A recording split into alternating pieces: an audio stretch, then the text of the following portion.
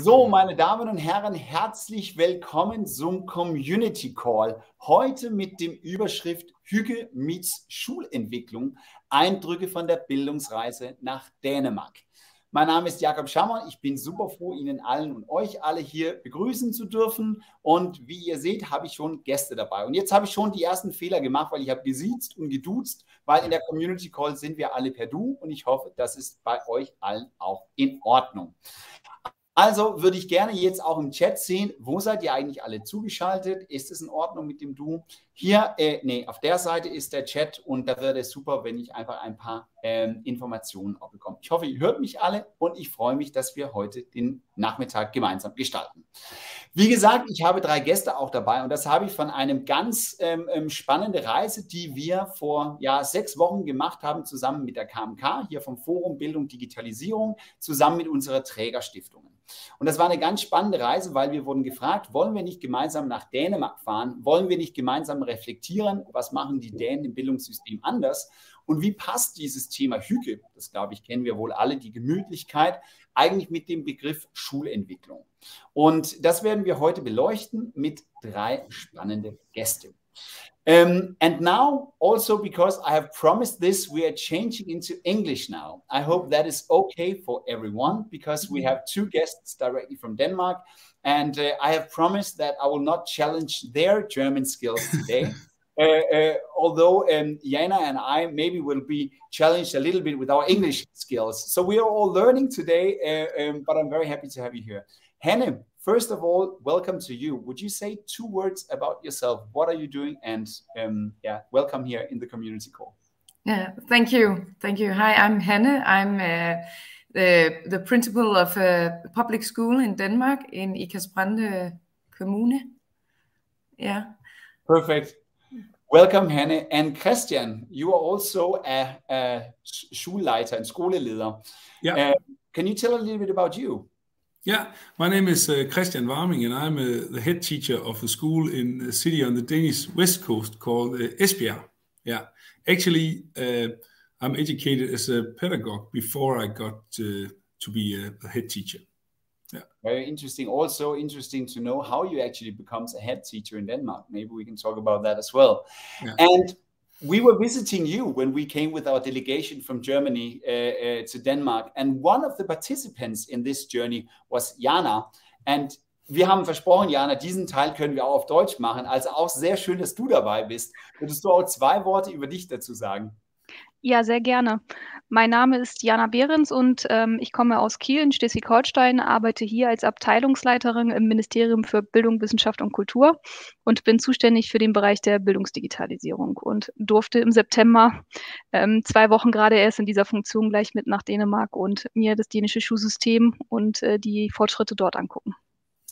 Vielen Dank, Jana. Schön, dass du auch dabei bist. Und eigentlich als Kielerin bist du ja so nah an der Grenze, dass wir fast den Rest des Calls in Dänisch machen konnten. Falscher Teil von Schleswig-Holstein aufgewachsen. Okay, well, then we'll shift back to German. Because before we start with a look about what we saw in Denmark, I would like to know also who is actually participating from all of you.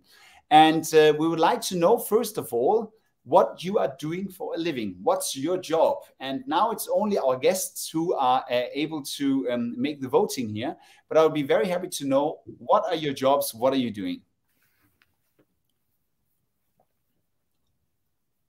It's very interesting. Now we can see that the cake is forming here, and I will show it very soon to you what we have today. That is very interesting.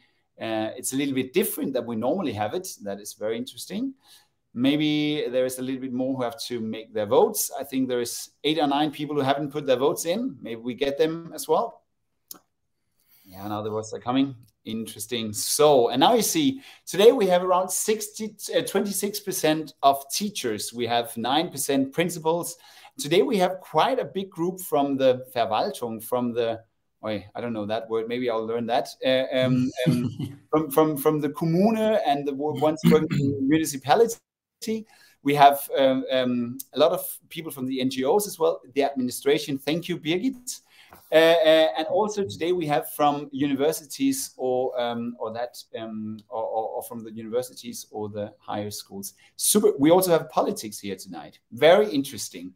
And then we have to ask again, of course, is it the first time that you are attending a community call from Forum? This is actually also very interesting because we need to know if we comes out to new people or if we address the same people. So it's quite interesting to see. It's evolving here as well. Very interesting. And we see now that we have 62% who are new at Forum.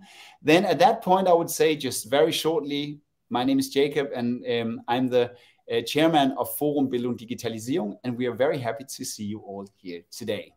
Then we have the last two questions because I just wanted to know if you have actually ever been to Denmark. And that is a question because we are talking about that today. So let's see what's going to happen. Have you ever been to Denmark, or is that one of my lists? It's quite interesting what we'll get for votes now. We haven't asked how many is from Schleswig-Holstein, who's just very close. Okay. Let's see. We have a lot of people who already been to Denmark. That is quite interesting. And then we'll see as the last question, who's ever visited a Danish school?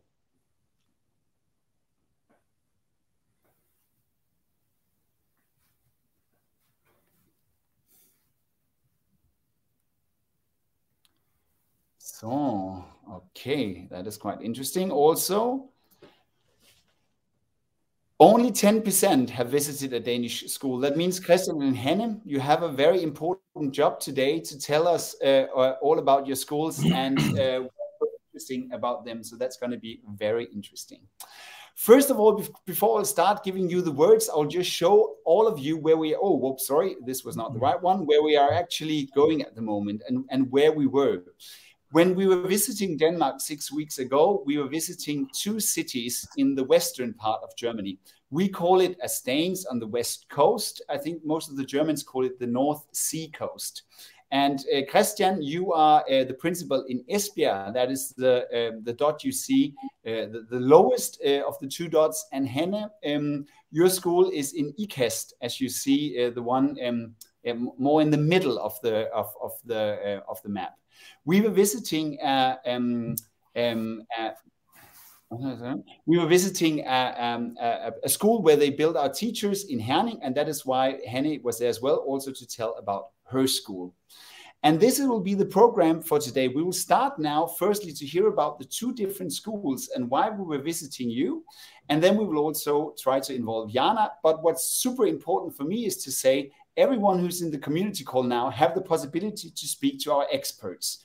We have the possibility to write questions in the chat, as you've already done now with the little phrases in the beginning.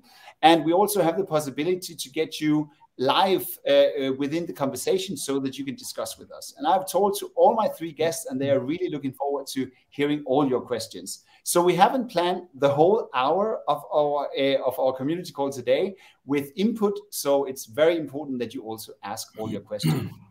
But Christian, I'll start with giving you the word because we were visiting Esbjerg, because Esbjerg is a part of a new that's the thing. We've decided we will just call it Freiheitsversuch. In Denmark, 4 municipalities has been loosened up for all of the rules that are working for the schools to try to develop a new school system. And that means what we are talking about, that schools are always put in these boxes that they have to fit in. You're actually breaking out of the boxes at the moment now and trying to make new ways of going to school. So, Christian, we are super interested to hearing about your school. Maybe I should just say it's called Kosmosskolen, and your school is also called Bakkeskolen because there are more schools in the same area. But Christian, the word is yours, and I'll put in the presentation, right? Yeah. Thank you very much. And I must say that I will do my presentation in English, but things are going better with the generations in Denmark. So hopefully my kids can do it in German, but I'll do it in English. Yes, as I told you, I'm the head teacher of a school in a city called Esbjerg, in Denmark. And actually, we are the lucky ones right now because the Danish politicians, the Danish government decided that 2 cities in Denmark were going to be set free from national laws and regulations. And they gave us a task in those 2 cities to find new and better ways to live up to the primary part of the law of the Danish public schools. So during the last year, I've been in dialogues with the teachers at school, the pedagogues at school, and also the students and parents about how we can make a new and even better school where we can even better live up to the primary part of the Danish public school, because we are almost set free from all national laws. The only part of the law which we are not set free from is this primary part of the law of the Danish public school. So I will just read it for you now. It says that the public school must, in collaboration with the parents, provide pupils with the knowledge and skills that prepares them for further education and makes them want to learn more. Make them familiar with Danish culture and history and give them an understanding of other countries and cultures, and contribute to their understanding of human interaction with nature, and contribute to the versatile development of the individual student. So as I said in the beginning, I feel like I'm the lucky guy, because imagine that you can, in a way, start all over again, having those conversations in school about how we can even better live up to the law. And we've been doing that for the last year in our school. And in the middle of August, we started out with our Freiheitsversuch. I will say it in German because I haven't got an English word for it. But this Freiheitsversuch is going on for the next 3 years. And we've only been working with it now for about 12 weeks. And as it is, all the schools in our city, they have different Freiheitsversuch. But I will tell you about the one that we have in Bakkeskolen, also because I think it might be interesting for you also, before I tell you about it, to say that there's been a lot of discussions about our Freiheitsversuch already at the moment in Denmark. But if you can switch on to the next slide, Jakob, I will tell you a bit about yes. First, I will tell you what we came from, and then I will tell you what we have been going to with this Freiheitsversuch. Last year, we had quite long school days in school. Some of our students got to school at 8 o'clock in the morning and went home at about 3 o'clock. Some of the younger students, they could go home at about 2 o'clock. So we had quite long school days in a Danish context in our school. What we've been doing with our Freiheitsversuch is that we are now working with shorter school days, so that our students, they come in at 8 o'clock in the morning and they finish the school day at 1 o'clock. So they have 5 hours in school. They have 4 hours of very effective learning, very effective schooling, and then they have 2.5 hours where they have the breaks. Because we made those very short school days, we can also make a lot of lessons with 2 professionals in class, so that that we can have either 2 teachers or a teacher and a pedagogue in class up until 50% of the time where the kids are in the classroom. So what we came from was many lessons where the teacher was alone in class, to a lot of lessons now where the teachers are together in the class. And what we want to find out in this Freiheitsversuch is what happens if we make the school day shorter but more effective, with more professionals in class together with the students. Another thing about our Freiheitsversuch is that we came from the requirements for individual students' plans. So we had this requirement that there had to be individual student plans in almost all the subjects in school for all the students. What we've done instead is that we have upgraded the contact with the students' parents. So instead of teachers spending a lot of time writing student plans, we now have teachers spending a lot more time being in contact with the parents. So at least 5 times a year, all the students' parents come into school, have talks with the teachers and the pedagogues about the development of their child, both learning-wise and social-wise. But we also have a lot of social arrangement in school where the parents are coming into school. What we aim for here is upgrading the positive meeting between people, because some of the teachers had this experience that they were writing a lot of individual student plans that never got written from the parents. So instead of sending a lot of communication, written communication to the parents, we upgrade the contact instead. Last thing, and also an important thing, is that we came from an organization which sometimes made it difficult to corroborate with a lot of special considerations. But what we've done in this new organization is that we have created teams among the classes where it's pretty much the same teachers and pedagogues which is among a class.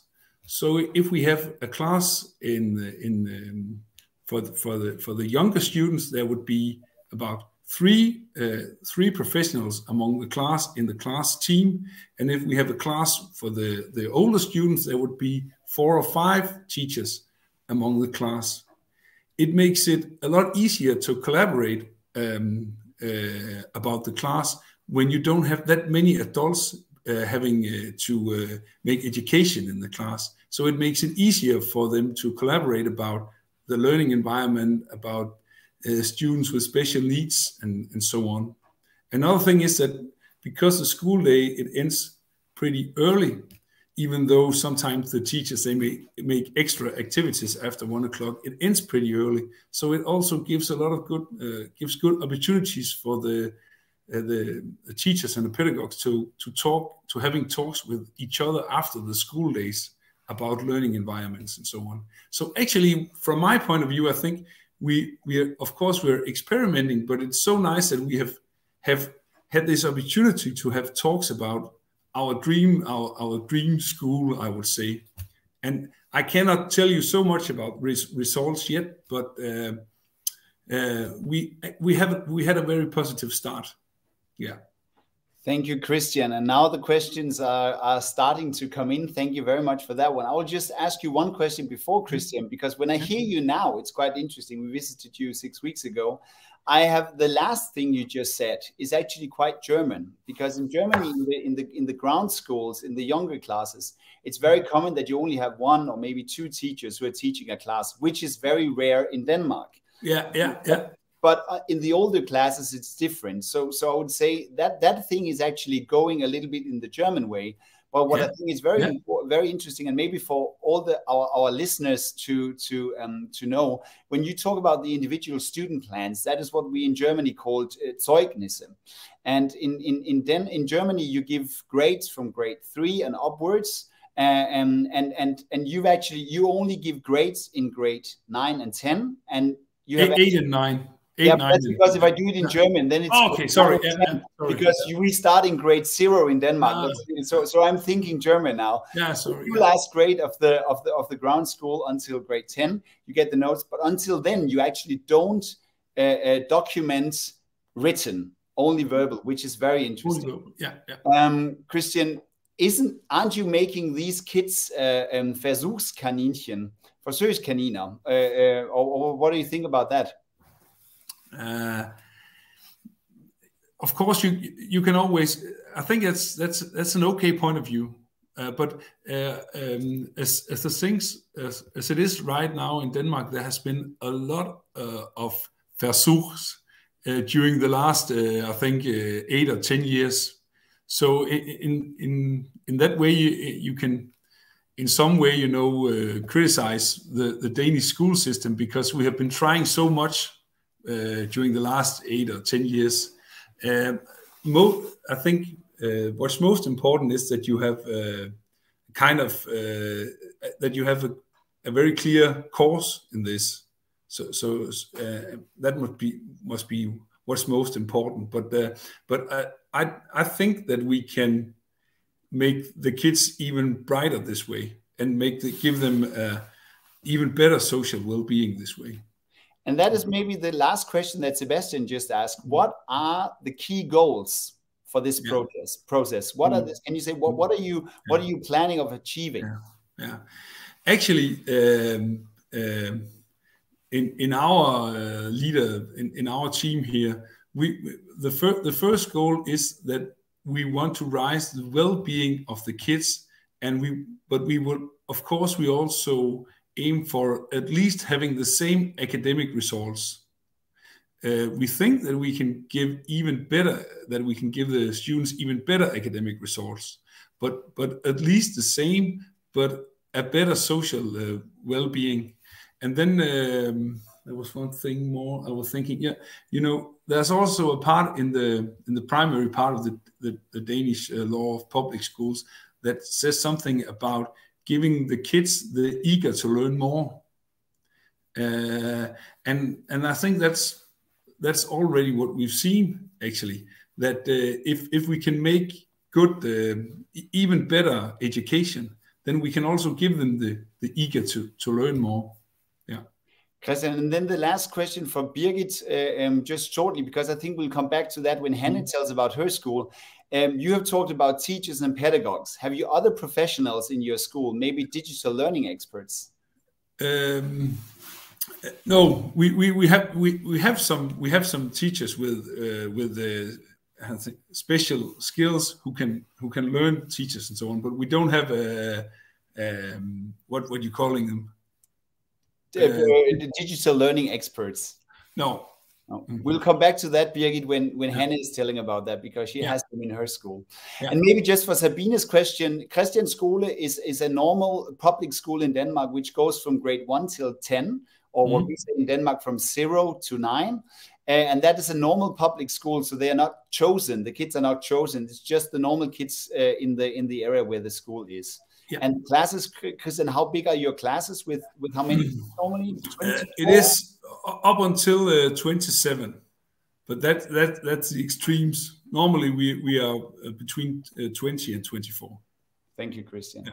Jana, ich weiß nicht, möchtest du irgendwie von der Seite jetzt reingehen, bevor wir zu Hanne gehen und Sie Ihre Schule, was sagen, aus deiner Erfahrung, was du da miterlebt hast? Ich kann ja vielleicht kurz meinen Eindruck nochmal schildern vom Schulbesuch, den wir dort gemacht haben. Den Vortrag haben wir damals ja auch gehört. Das waren ja gerade die ersten Wochen, wo es gestartet war. Und das, was mich in der Schule tatsächlich fasziniert war auch der Technikraum. Wir wurden dort in einen Raum geführt, wo eben ganz viel zum Ausprobieren ist, zum Testen. Bebops, alles, was man so kennt. Und einfach den spielerischen Ansatz aus Schülerinnen und Schülern in dieses Digitale zu bringen, sowohl eben Schülerinnen und Schüler, aber eben auch mit Lehrkräften einfach auszuprobieren. Und das ist, glaube ich, auch den anderen Reiseteilnehmerinnen und Teilnehmern von der Schule tatsächlich sehr in Erinnerung geblieben, weil es diesen ganzheitlichen Ansatz auch nochmal nicht auf ein Themenfeld alleine bezogen, sondern für jedes Themenfeld, was es in Schule gibt, auch digitalisierte Möglichkeiten zu schaffen. Und das ist dort sehr gut umgesetzt, ja. Vielen Dank, Jana. Und ich glaube, da können wir auch so den kleinen Teaser machen. Meine Kollegin Doreen hat den Link gepostet für unseren Bericht von der Reise. Da gibt es auch ganz viele Bilder, wo man mitschauen kann, weil in Christians Schule gibt es auch ein Makerspace und da gibt es sogar auch eine E-Sport-Linie. Aber das werden wir vielleicht zum Ende des Calls auch zurückkommen. Because now, Hannah, I would like to go to you because you are in a different Kommune. You are not a part of the Freiheitsversuch. But you have used your power as a principal to create the school you want to together with your team. And I would like to give you the word now and hear about your school. Yeah, thank you. Thank you for the words. As you told, we're not in our Kommune, we're not a part of the Freiheitsversuch. But we are very occupied in developing the school. As I told you, my name is Hanne Høj, and I'm the principal of Ikast Østre School. And I've been the principal there for the last 1.5 years. It's a school with 720 pupils in the age from 6 to 17 years. And we have 19 employees with different educational background. As you heard from Christian, we have a law of the Danish public school, and he showed you the first piece of the first paragraph in this law, I've put in the next two pieces of the first paragraph here, because this is what we are very occupied in at my school. Also the first one as well, but this is especially one of those we've been looking much into, these two pieces 2 and piece 3 in the first paragraph. You can say that the first paragraph of the law of the Danish public school is the mission, because it's the most important things for the school in the Danish school to achieve. I've highlighted some of the things that our school developed on Østre School builds on. As a principal, I focus a lot of how to dedicate and commit the employees to this agenda, and it's very important for me to take a look that we take a look at our own practice to see if there's something that we can do better to achieve this. We know that the community around us is changing, so as a school system we have to follow up with that, and that is what we are trying to do to achieve the goal that is for us to prepare the children for participation and co-responsibility in their future community. And to support this, you can show the next slide. To support this, we have different to support this agenda. We have different teams, and it's important for me to have a team works with the agenda, and therefore the teams are an important part of the school development process. Our most important team right now for this development process is the pedagogical learning center of the school, as you can see on the left side. This team works along with me in translating the agenda into practice and trying to make it a success. We work together in planning the strategy and the process. Okay, thank you, Jakob. The team consists of 4 teachers, and they all have supervising functions. But most important is that the 4 teachers commit to this agenda, and also it is someone who the teachers and the pedagogues at the school finds trustworthy. So you can call them front runners and people trust in them. Beside the strategic planning in cooperation with this school, like with this team and the school leading team, the 4 teachers in the learning center also cooperate with the teachers and the pedagogue in planning their school practice and lessons. They are helping their colleagues with consulting, guidance, and they can even stand beside the teachers in the classroom in co-teaching sessions. In the strategic work, we ask ourselves the question, how do we make a school that gives our pupil the necessary skills they need to achieve well-being in the future community? And that was the start of a process where we had to look at how we see learning and self-formation at our school. This is now visualized, as you can see it in the middle of the slide. This is our definition of that. We have divided in 3 parts that's equally important, and it's also everything of it is very important for the pupils to learn. In the right side, you see the curriculum-based learning, as we see it in math, biology, and English. And at the bottom, there's the personal and social skills that all kids need to be a part of the learning society. And at the left side, it says 21st century skills, which define other skills that our pupils need to be prepared for the future community. This is a new focus for our school, and therefore an important thing for the Learning Center to be a part of developing. And now, just shortly, I will tell you a bit about how we work with this concerning the strategy for the 21st century skills. In the Learning Center, we seek the knowledge about what was the necessary things for the children to learn to achieve well-being for the future community. And we had an outside consultant to help us with the translation of that.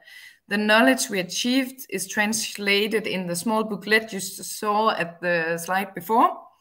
In this booklet, we describe 7 skills you see in this slide, where we chose to focus in on our school practice at Ikast School. This is the 7 skills. It's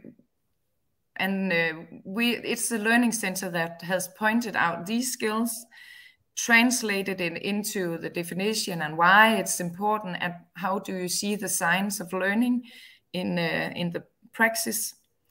We've had a lot of workshops at the school for all the employees at our school, both to tell them why this is important, focus on how to understand it, and the way of educating the teachers and the pedagogues in how to teach the pupil these skills. We focused on teamwork and learning in practice. It's important for us that the teams learn together and tries to use their new knowledge, even though they think it's difficult.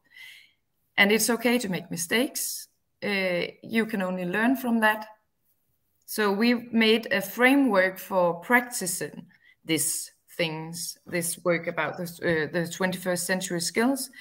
And we made special days, weeks, and special assignments where the pupils of the school all work with the 21st century skills.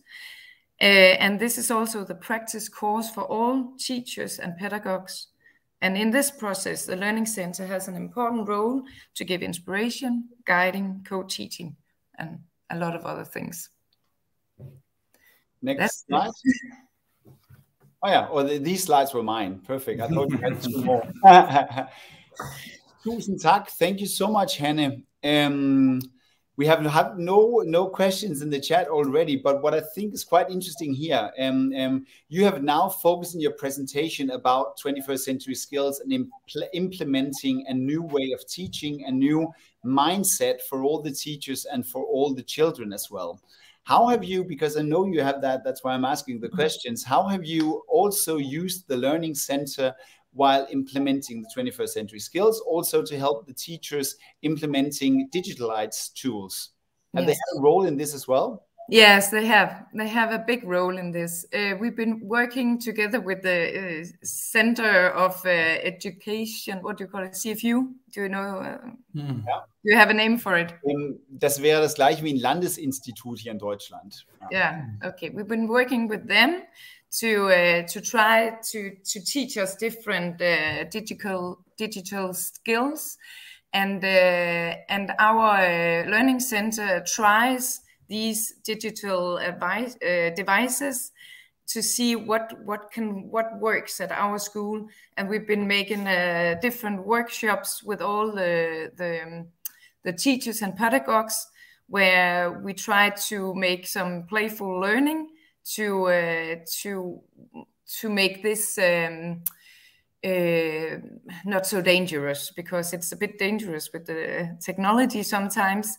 And we says that, and it's an important mantra for us, that it's okay to play, to learn while you're playing, and that's the same when you're doing this with the kids. So it's just go ahead and do it. So that's what we are trying to do. So we've been using a lot of time on this small drops of workshops. Innovation. Because what I find quite interesting in your school, Hanne, is that you say we want to move the teachers, we want to move the teaching, but I can't let the teachers be alone. Even if we're working with 21st century skills and try to learn new ways of teaching, but also in the digitalized way. That means that there is a way of support for the teachers at the school. So you have actually given 4 teachers time to be there for the other, to go with them in the class, to help them and to do these workshops. How did you get those money, or where did you get those hours from? I think that would be a question from a lot of the people listening here. Yeah. Well, you take them from something else. That's the only way. So when you we chose that this is the way, this is what we're going to do right now, and so to make it a success, we have to use a lot of time on this, and we have to put our focus on it for a long time. So we've been I don't believe a lot in putting one or two on a course somewhere and then they come back and then nothing happens. I've seen it a lot of times. So this is a big course for all of us, and it's it's learning near practice, and that's something that moves. It makes a difference in the practice, and we can see that because we made this framework where we put out these days to work with this, and gave the teams time for planning and someone to guide them, and that's really working. And I think that people feel safe in this as well. I think that's a super interesting thing, because the headline of our community call today is Hygge meets Schulentwicklung, or school development.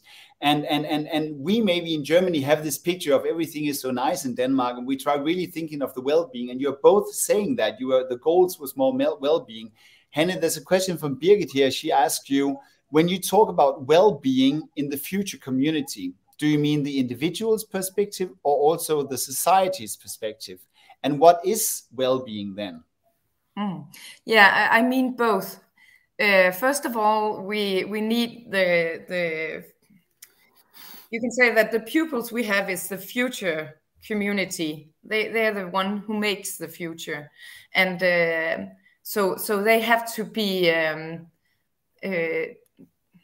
be engaged and to take co-responsibility for the future. So that's a very important thing, that they are ready for that, and they can also that they can be critical of the society and the digitalization, because there's a lot of things we don't understand now, but I think we have to deal with it later. So that's an important thing, the critical thinking, and also that has an effect on the future community. But also we know from different kinds of firms that they need special skills in the future community as well. So we have a lot of jobs out there that we have to prepare these pupils for as well. So it's both. So you're actually already answering Eckhart's question without not reading it loud, but I will just ask the second question from Birgit to both of you, and then I'll come back to Jana, then we'll go back to the questions in the chat, because you said one thing, Hanne, that one of your goals were to dedicate the teachers for this process. When you say we'll go in with digitalization or we'll go in with 21st century skills, your job as a headmaster is to keep them dedicated. And Christian, you said as well, it has been so nice suddenly as teachers to be thinking about, why are we doing this? The question is, are the teachers more happy to have the freedom in developing your schools? Because both of you are using freedom to develop your schools and teaching. How are the teachers? Are they happy for that? Or are they saying, oh, if I had a job in the other school, then it would be much easier? I think what we see here is that it means a lot for the teachers and the pedagogues to participate in the talks about the school development. It's also, I think it's also sometimes it can be problematic, because dialogue takes a lot of time, but I think in the long run the time is very good taken. I think it's when we also has to measure the well-being of the teachers and the pedagogues, and we can see that the well-being of the teachers and the pedagogue it rises when they get involved.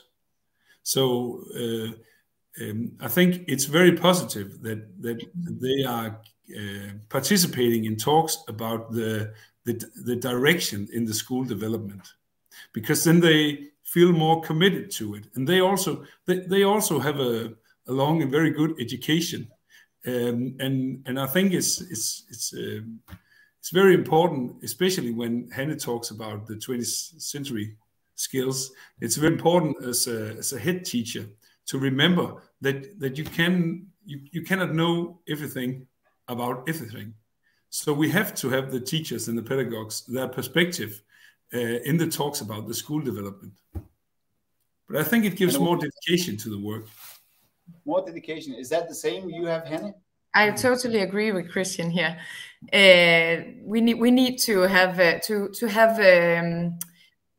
teachers and pedagogues that are committed. We have to have we have to involve them in the process. I totally agree in that. I can say that we could use more time, but perhaps it's always like that you can use more time for it. So and I also think that some of our teachers and pedagogues still think this is a bit difficult. So you have to make it on the long run. It's a long time perspective when you make development processes.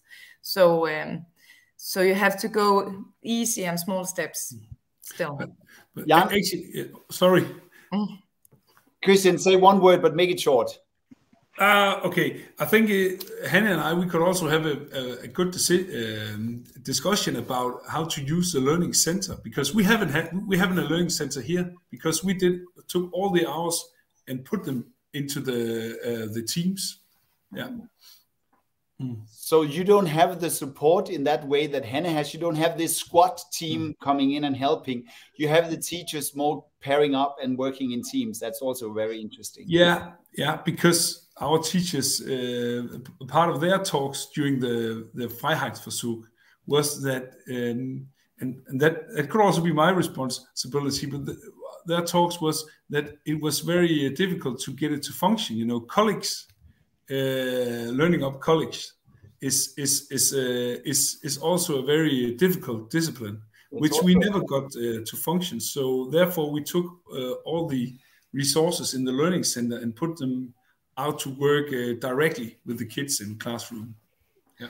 Thank you, Christian. And then I would like to give you the word, Jana. And I'll just, before I do that, I will say in English that we have promised that you're allowed to speak German.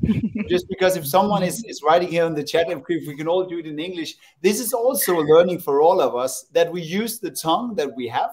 And that means that we can also help each other to translate. So Jana, ich stelle dir kurz mal die Frage tatsächlich auf Deutsch, weil wir haben jetzt gehört, auch über dieses Thema Hygge, dass die Schulleitungen in Dänemark jedes Jahr verpflichtet sind, vom Staat eine Messung zu machen, wie gut geht es den Lehrkräften, wie gut geht es den Kindern.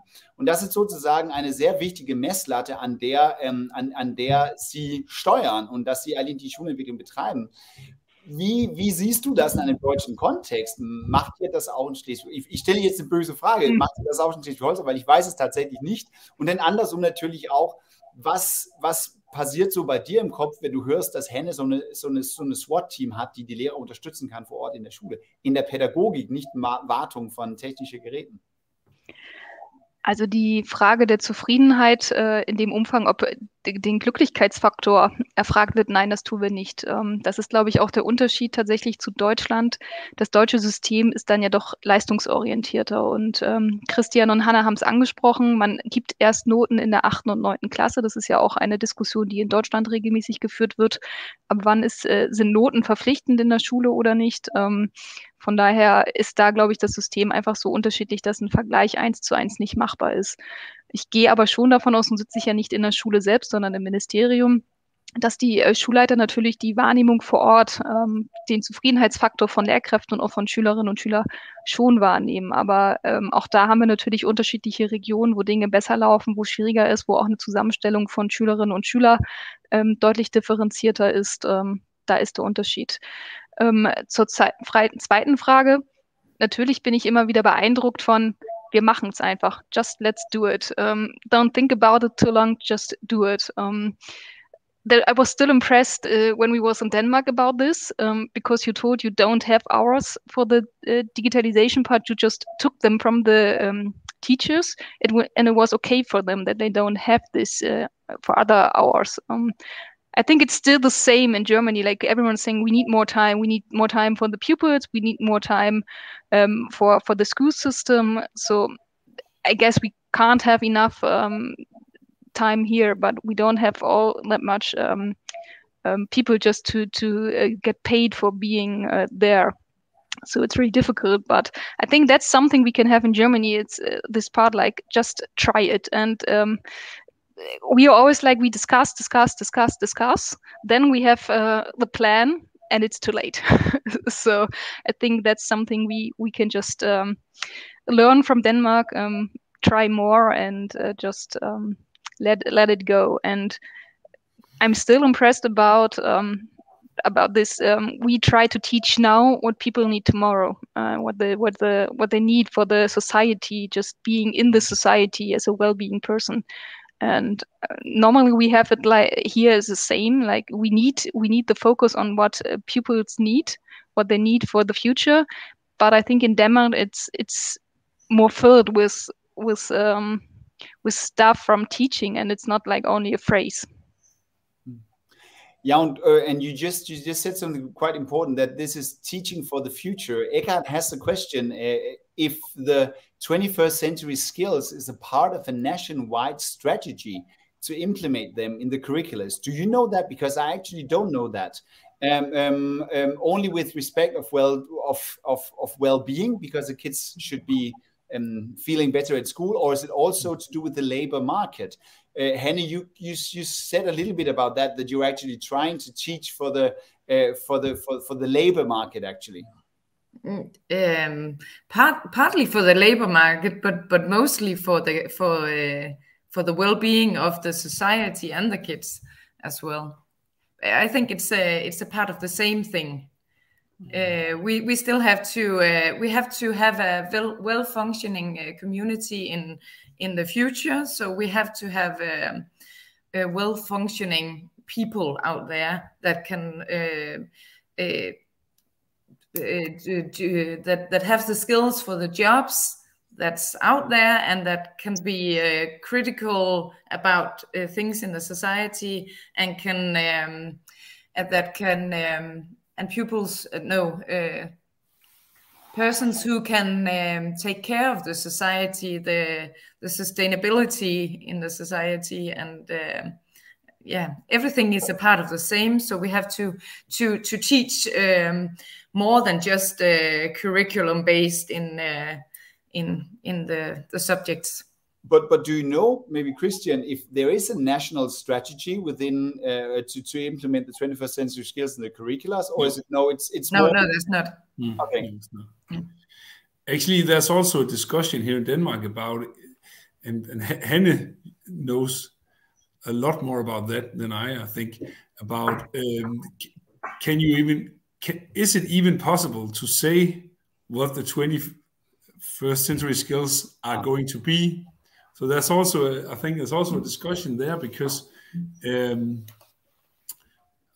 I think it's also important to remember that the primary school in Denmark, I think our main focus still has to be that the students can, hvad siger man, grundfærdigheder, that they learn Grundfähigkeiten, the basic skills. That they learn the basics. And I think that's also an important talk, that it's very nice to have innovative kids and so on, but if they don't know the basics, then the innovation will be I don't think that it will be so good. We talk about a lot in this school that, the guy who invented Lego, he was a very good worker.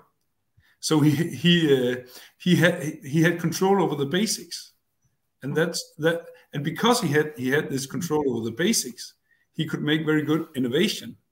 And the guy who invented Maersk, he was very good in sailing, and he was very good in mathematics as well. And then he got to be very innovative. So I think it's also very important always to remember the basics. And what I think is a very important discussion is that we always have to take care of the basics before we work with the or not before me, but while we're working on the 21st century skills, we also have to take care of the basics. Yeah. Yeah, Henne? From my point of view. Yeah. I agree. It's not the one thing or the other. It's all a part of the same. Yeah. Mm. So you have to work with everything. But still, we know that LIGO as well has made a report in Denmark where it shows that they've asked a lot of I think it's 1,700 pupils or something like that. What do they think about the school system? And they like to be more involved. They like to be more active in the teaching, and they feel bored. They're not motivated. So we have to do something else as well, because we're not the industrial community as we were for 100 years ago. Now we're a different community, so we have to. And the kids that come to school are different. So we have to do something different as well. And we have to work with the motivation to make creative forms of teaching, and to involve the kids in their learning process, no matter what we teach. But Henne, sorry to interrupt you now, but Jana said something very important before. In Germany, we are quite focused on the what was the right word you said, Jana? The output of the education, the to make sure that they will reach the highest level of education, Abschluss. And isn't that just a little bit too hyggeligt in Denmark? Is it also okay to put some pressure on the kids to say yes, but you really have to work to get these basics? And there's something that cannot be hyggeligt and that cannot be funny. If you say that, then you say that if you make something where the kids are active and creative education, creative lessons, or teaching, if you make that, you don't learn as much as you would do if you just sat on your chair and write in your book. So I think it's still important that our kids learn a lot of things, but they have to learn more widely than the things you can test. That's one thing. But also, I think they get better at the tests if they are motivated and if they learn in different ways. We have to look a little bit at the watch, and there are some questions that we haven't talked about that. Maybe very quickly, because Christian, you told that you have taken in external consultants to help you in the process. Henne, did you do that as well? Yeah, in the beginning we did. We had a consultant to help us translating these skills. And to make what do you call it? Oplæg. Vorträge, speeches or inputs, to give input. Yeah. Also, and for the digital thing, we made a cooperation with the CFU. And two teachers from there to help us play with all these digital devices. And yes, the money is in the school budget, and the principals in Denmark have much more power over their own budgets. We just have to say that. But Jana, I have a question for you, because now we have talked about everything that we can learn from Denmark and everything that they are doing differently. Mechthild has also said something about being slow or being fast. How would you say, Jana, on the other say, also now you were with us in Denmark, we have seen it together. And of course, it's not just about, because we had that discussion yesterday with Karen Carr to see what can you implement and what can't you. if I will ask you the other question, what would Denmark be able to learn from Germany? Where are we front runners? Because actually I will ask the question also to all the people who's in the chat here, because I think that's a quite interesting thing in the end to say we can always learn from each other. Where are we very good, Jana? Sorry, I didn't still tell you. I just thought about the other way, what we have to learn about Denmark. Well, maybe it's a better question for the people who wasn't in Denmark, because I have still so much impression from Denmark. Just give me a minute to think about it. We'll put it in the chat for everyone else. Please, where can Denmark learn from Germany? And I would say, Henne and Christian, where do you need help, so to say? Where are we not as good as we should be in Denmark? Where are we halter bagefter? Where should we put our focus in Denmark?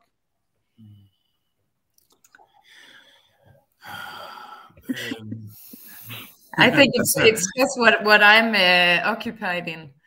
So, but I don't know how it looks in Germany. But that's the thing I think we should put our focus on. So, what do you mean, the 21st century skills, so to say, or yeah. Mm-hmm. Yeah. You can call it a lot of things, and OECD has come with this, has just put out something else that's just called well-being. So I think we should be even better making a positive classroom management. I think we can develop a lot there, because we had so much freedom in the Danish school system that sometimes the way that we manage our classes are too different. And sometimes we have to talk a lot more with each other about classroom management, and we have to be better there. And I think we could learn something from Germany there. Jana, jetzt hast du ein paar Minuten Denkzeit gehabt. Ich glaube, bei den Innovationen ist Deutschland auch immer noch gut, the innovation part. And I still think the system of trainees and studying is something Denmark can learn from, just to give them after school a perspective for the future. And one of the things that we haven't had the time to discuss today, actually, that was a question as well, I have it here on my little note list, is because actually in Germany we have a new law now saying that the kids in the lower grades are allowed to be at school for 8 hours, also Ganztagsschule, Heldayskolen. Yeah. And now, Christian, you are saying that you're shortening down the days. We haven't had enough time to discuss that. Maybe we can do that at some other time. But that's also very interesting, because what I know is that the school doesn't finish at 1 o'clock. There's also possibilities in the activities. Yeah. Exactly. Because there, I think also, Jana, the Danes could learn something from the concepts from Germany about Ganztagsschule. Though they were actually also inspired from the Scandinavian ways when we started with that in Germany. So we're almost coming to an end. And before, because this is one of the most important part of the community calls, is that we finished at 5 o'clock. And before we get there, I will just give you a little bit of a Werbeblock.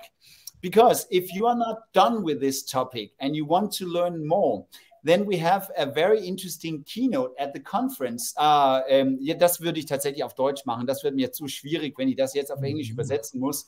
Weil nächste Woche haben wir vom Forum Bildung Digitalisierung die große Konferenz Bildung Digitalisierung. Dieses Jahr mit dem Überschrift In Progress, Vision für das System Schule. Da gibt es immer noch die Möglichkeit, man kann sich anmelden. Das ist alles kostenlos. Dann kriegt man 3 Tage lang eine Konferenz, wo Visionen für das neue Schulsystem diskutiert werden. Und ganz spannend ist es, dass wir die dänische Bildungsministerin bekommen haben. Sie werde ein Keynote unter anderem zu dem Freiheitsversuch, was Christian ja erzählt hat, und alle anderen Ideen, was sie drumherum Schule hat für Dänemark. Und das ist Pernille Rosenkrantz-Theil. Sie wird dabei sein, Freitag von 12:30 Uhr bis 13 Uhr. Sie wird eine Keynote halten und es wird die Möglichkeit geben, auch Fragen zu stellen. Das heißt also, wollt ihr mehr wissen, auch nicht nur, wie Christian das in seine Schule gemacht hat, sondern wie ist die große Vision von Seiten der Regierung, dann habt ihr die Möglichkeit, euch da zuzuschalten. Und das letzte Community Call des Jahres, das zweitletzte Community Call des Jahres ist am 24.11. 16 Uhr. Das ist ein Tag der offenen Tür, wo wir die Friedrich-List-Berufskolleg aus Bonn besuchen. So, now we're almost there. Jana, vielen Dank, dass du die Zeit genommen hast, den ganzen Weg von Schleswig-Holstein nach Berlin zu kommen oder fast nach Dänemark zu kommen. Das war sehr schön, deine Eindrücke zu hören. Und Hannah and Christian, thank you so much. Vielen Dank, mange tak, that you took the time to be with us today. That would be it was super interesting to hear about your schools again, and I'm very happy that we could broaden out the horizon for a lot of people in the chat as well. And yes, just to answer the last question, Maria, you can see the keynotes also later on the website from Forum. So thank you so much. Enjoy the rest of your afternoon. Thank you for stopping by, and it was great to see you here. Enjoy your Feierabend. Hang god Fyraften. Thank you. Bye. Jetzt beende ich das Webinar, okay?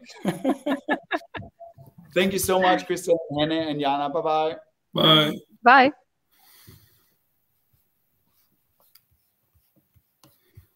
Mm.